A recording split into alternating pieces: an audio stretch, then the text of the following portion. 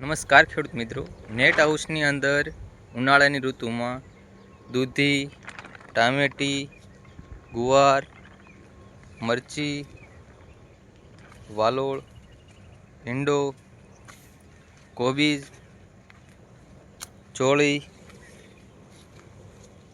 તેમજ તમામ પ્રકારના શાકભાજી પાકોનું વાવેતર કરેલું છે.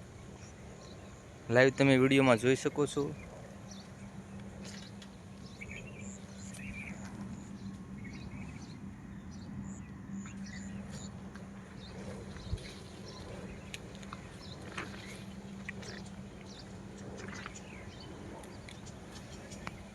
મરચાં આવવાની શરૂઆત થઈ ગઈ છે.